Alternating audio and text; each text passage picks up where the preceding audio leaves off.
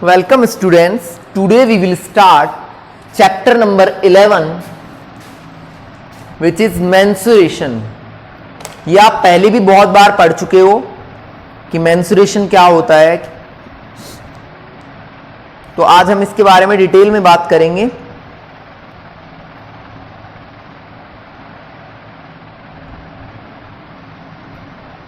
Okay. Today is chapter number 11 which is mensuration. mensuration में हमारे पास दो चीजें आती हैं.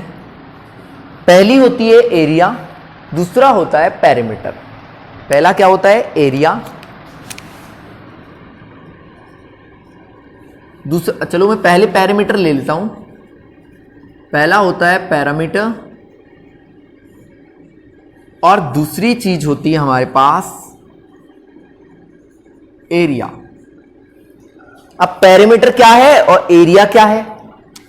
तो पेरीमीटर के लिए मैं डेफिनेशन लिखता हूं, the sum of all outer sides of a shape.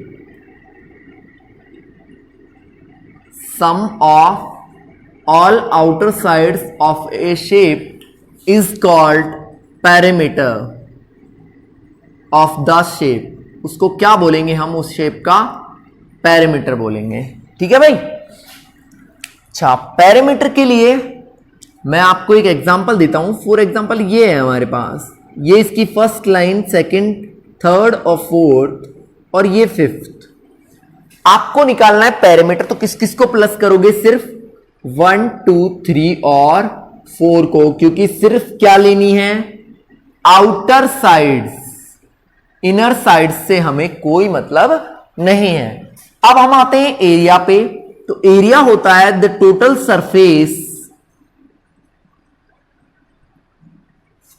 Surface covered by A shape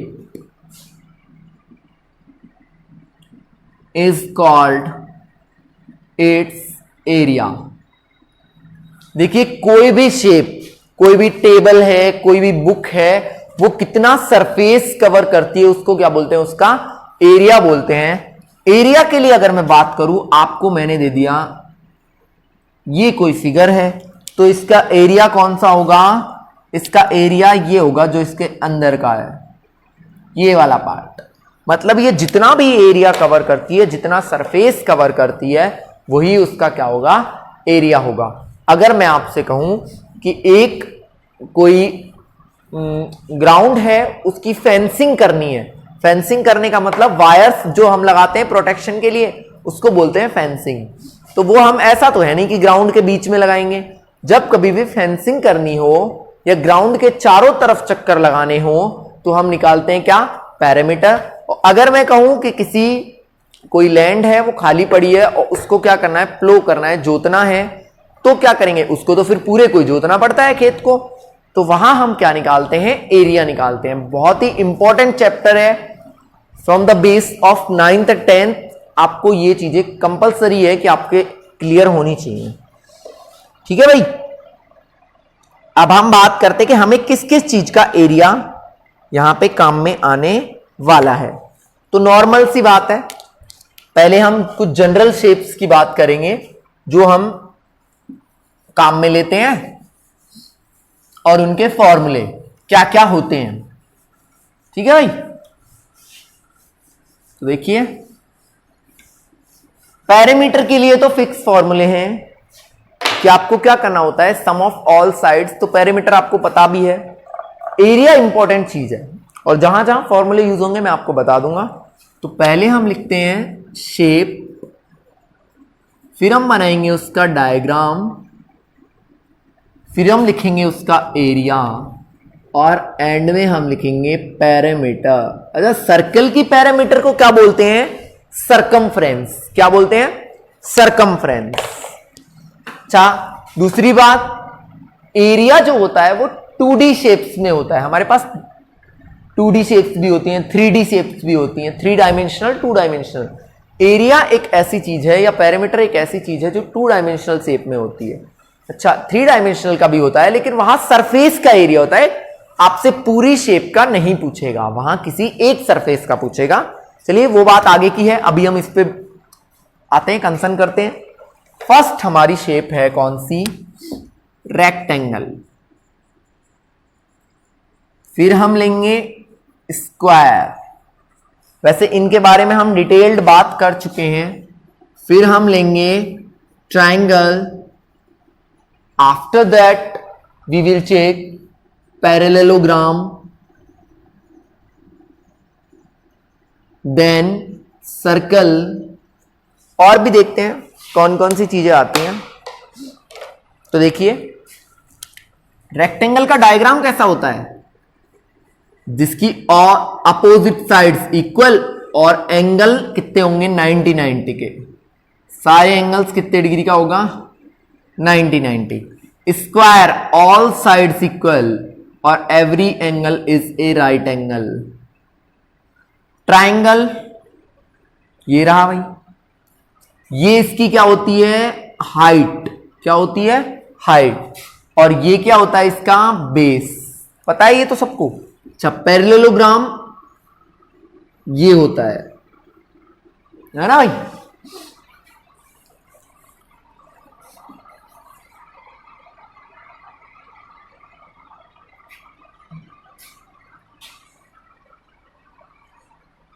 अब आते हैं हम सर्कल पे। तो सर्कल का एरिया, सर्कल इस तरीके का होता है ना भाई? अच्छा, तो अब हम बात करते हैं रेक्टेंगल के एरिया की। तो रेक्टेंगल का एरिया होता है लेंथ इनटू ब्रेड्थ। स्क्वायर का जो एरिया होता है वो होता है साइड इनटू साइड, क्योंकि स्क्वायर में तो लेंथ भी वही है और ब्रेड्थ भी वही है। यहां पे ए ए ए ए लिख सकते हैं हम चारों साइड्स को। तो इसका फॉर्मूला जैसे हमने लिखा ऐसे ही इसका लिख सकते हैं ए स्क्वायर, मतलब साइड का स्क्वायर या साइड इंटू साइड, कैसे भी बोल लेते हैं। ट्राइंगल होता है half into base into height. Triangle क्या होता है? Half into base into height. और जो पैरेललोग्राम होता है, पैरेललोग्राम जो होता है वो क्या होता है? Base into height. और सर्कल होता है पाई आर स्क्वायर। अब ये पाई क्या चीज है? तो पाई की वैल्यू ऑलवेज कितनी होती है? 22/7, या फिर पॉइंट्स में लिखो तो 3.14। This is very important, competitive exams में भी पूछा जाता है पाई की वैल्यू क्या होती है। इसको बोलते हैं क्या? पाई, PIE, पाई। इसको डिनोट ऐसे करते हैं, ये होता है एक फॉर्मूला, फॉर्मूले में यूज होती है। अच्छा, अब हम बात करते हैं पेरीमीटर। तो रेक्टेंगल का पेरीमीटर होता है 2 into length plus breadth. 2 into length plus breadth. इसका होता है 4 इंटू साइड, या उसको हम लिख सकते हैं 4A। अच्छा, ट्राइंगल का फिर जितनी भी आपकी शेप होंगी उनमें होगा sum of all sides, sum of all sides. लेकिन सर्कल का जो सरकमफ्रेंस होती है, सर्कल में पैरामीटर को क्या बोलते हैं? सरकमफ्रेंस बोलते हैं। और उसका फॉर्मूला क्या होता है? 2πr होता है। क्या होता है? 2πr होता है। ठीक है भाई, तो ये हमारे कुछ फॉर्मूले थे। इसके बाद हम बात करते हैं एक्सरसाइज 11.1।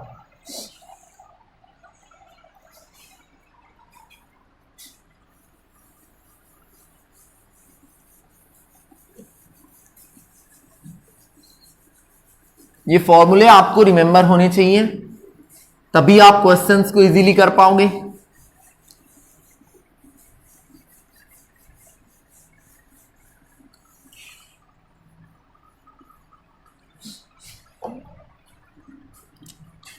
मैं स्टार्ट कर रहा हूं एक्सरसाइज 11.1 और हमारे पास क्वेश्चन नंबर फर्स्ट है, a square and a rectangular field with measurements as given. एक स्क्वायर बना रखा है और एक रेक्टेंगल जिनके मेजरमेंट्स भी कुछ दिए हुए हैं। 60 मीटर तो स्क्वायर की साइड है और 80 मीटर रेक्टेंगल की साइड है। आपको बोला गया है हैव द सेम पेरीमीटर, उनका पेरीमीटर कैसा है, सेम है। पेरीमीटर कैसा है, सेम है। आपको बताना है, मैं लिख देता हूं, इफ पेरीमीटर इज इक्वल या same, which shape has greater area. अब तक आपने डायरेक्ट क्वेश्चंस पढ़े थे कि साइड्स ये है, एरिया फाइंड करो। यहां ऐसे क्वेश्चन नहीं मिलेंगे, थोड़ा सोचना पड़ेगा कि करना क्या है। दो शेप दी हुई हैं, यहां तो चलो ये 60 तो ये भी 60, ये भी 60 और ये भी 60, तो आप एरिया इजीली निकाल दोगे साइड इंटू साइड। यहां का एरिया कैसे निकालोगे, लेंथ तो दे रखी है 80 मीटर, ब्रेड्थ तो पता ही नहीं है, तो पहले क्या निकालनी पड़ेगी, ब्रेड्थ निकालनी पड़ेगी। वो किस लाइन से आएगी, इस लाइन से। क्या दिया है, इफ पैरामीटर इज सेम, दोनों का पैरामीटर कैसा है, सेम है। अच्छा, अगर पैरामीटर सेम है तो इसका तो होता है 2 इंटू एल प्लस बी और इसका होता है 4 इंटू साइड, दोनों कैसे दिए, सेम मतलब इक्वल। देखते हैं तो 2 इंटू एल की वैल्यू 80 और बी की वैल्यू हमें पता ही नहीं, 4 इंटू साइड की वैल्यू 60 है भाई, ठीक है। तो यहां लिखेंगे 2 into 80 plus B is equals to 240। तो 80 प्लस बी, 2 को इधर लाएंगे तो अपॉन में आ जाएगा, तो कितना आएगा 120, मतलब 80 प्लस बी की वैल्यू कितनी आ गई, 120। कितनी आ गई, 120। तो फिर बी कितना हो जाएगा, 120 माइनस 80, क्योंकि इधर प्लस में है, इधर लाएंगे तो माइनस में। बी कितना आ गया, मतलब ब्रेड्थ कितनी आ गई हमारी, 40 मीटर। कितनी आ गई ब्रेड्थ, 40 मीटर। अब ब्रेड्थ जब आ गई 40 मीटर तो हम निकाल सकते हैं एरिया ऑफ रेक्टेंगल। क्या फॉर्मूला बताया था अभी, लेंथ इंटू ब्रेड्थ, यानी कि 80 इंटू 40 और कितना आ जाएगा 3200 मीटर स्क्वायर। फिर हम निकालेंगे एरिया ऑफ स्क्वायर, वो होता है साइड इंटू साइड, तो करेंगे 60 इंटू 60, कितना होगा 3600 मीटर स्क्वायर।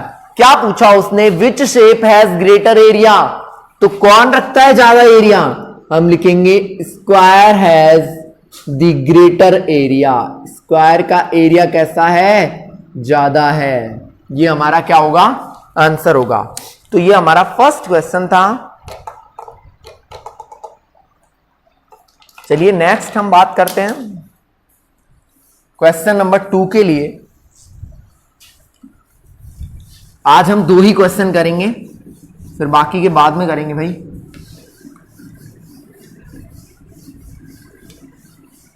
फॉर्मूले आपको लर्न हो जाएंगे तो आप इजीली क्वेश्चन को सॉल्व कर पाओगे। आज के लिए सेकंड क्वेश्चन है, मिसेज कौशिक, एक लेडीज है मिसेज कौशिक, वो क्या करती हैं, आगे पढ़ता हूं मैं। Mrs Kaushik has a square plot with the measurement as shown in figure. उसके पास एक प्लॉट है भाई, ये प्लॉट है जो स्क्वायर शेप में है, जिसकी साइड 25 मीटर 25 मीटर 25 मीटर और 25 मीटर। अच्छा, आगे construct a house in the middle, वो इसके बीच में क्या बनाती है, एक घर बनाती है ऑफ द प्लॉट। अच्छा, इसके बीच में एक घर बना लेती है और ये जो एरिया बचता है, जो एरिया उसका रिमेनिंग है, उसमें क्या बनाती है वो, a garden is developed around this house. यहां क्या है भाई, चारों तरफ गार्डन, इधर भी इधर भी इधर भी इधर भी। ये क्या है हमारा, हमारा नहीं है, मिसेस कौशिक का है। क्या है, गार्डन है। आपको बताना है find the total cost of developing garden. इस गार्डन को बनाने का टोटल कॉस्ट बताना है। क्या बताना है, टोटल कॉस्ट ऑफ गार्डन, ये हमें बताना है। इफ कॉस्ट ऑफ या कॉस्ट इज 55 रुपी पर मीटर स्क्वायर, मतलब 1 मीटर स्क्वायर का कॉस्ट कितना है, 55 रुपीज है। तो आप पूरा गार्डन बनाने में कितना पैसा उसका खर्च हुआ है वो आपको क्या करना है, कैलकुलेट करना है। ये हमने क्वेश्चन को समझ लिया है कि वो पूछ क्या रहा है कि एक कोई प्लॉट है, उसमें बीच में ये ब्लू कलर वाला जो बाउंड्री है, ये एक घर बना हुआ है और आपको बताना है कि गार्डन इसके चारों तरफ बना हुआ है। गार्डन को बनाने में कितना पैसा खर्च हुआ है, जबकि गार्डन की साइड्स क्या दे रखी है, सॉरी घर की साइड्स क्या दे रखी है, ये तो है 20 मीटर और ये वाली है 15 मीटर, मतलब लेंथ 20। और देखिए मैं क्या करूंगा, अब पूरे प्लॉट का एरिया निकालूंगा, उसमें से घर का एरिया माइनस कर दूंगा, तो किसका एरिया आ जाएगा, गार्डन का एरिया आ जाएगा। गार्डन का क्या आ जाएगा, एरिया आ जाएगा। हमें क्या निकालना है, गार्डन का कॉस्ट। तो गार्डन के एरिया को इस कॉस्ट से क्या कर देंगे, मल्टीप्लाई कर देंगे, तो टोटल कॉस्ट आ जाएगा। तो मैं लिखता हूं area of garden is equals to area of plot minus area of house.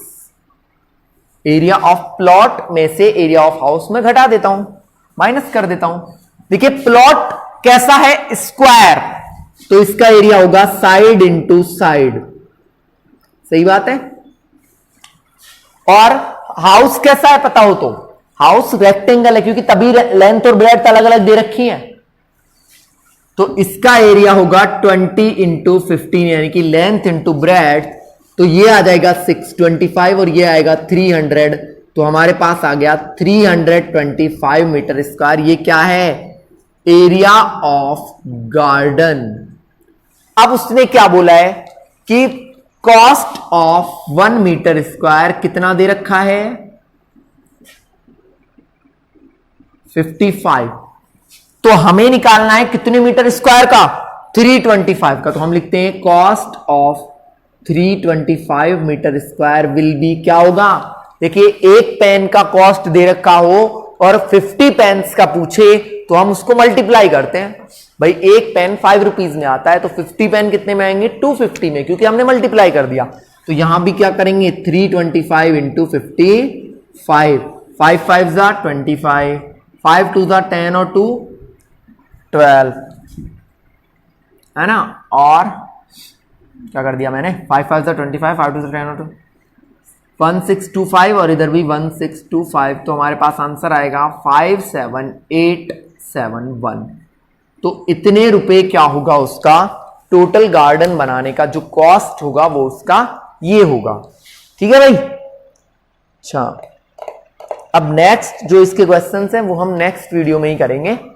तो ये आपको ध्यान में रखना है, सारे फॉर्मूले और ये क्वेश्चंस, ठीक है। तो नेक्स्ट वीडियो में आप, और अपना जो वर्क है वो सिर्फ और सिर्फ फ्राइडे को ही सबमिट करवाया करो भाई। आप लोग क्या है दिन भर भेजते रहते हो पीडीएफ, कब तक डाउनलोड करूंगा और कब तक उनको चेक करूंगा। तो प्लीज सिर्फ और सिर्फ फ्राइडे को ही जितना भी कलेक्ट हो, 1 page 2 page, only on Friday. Is that clear? Thanks and have a nice day.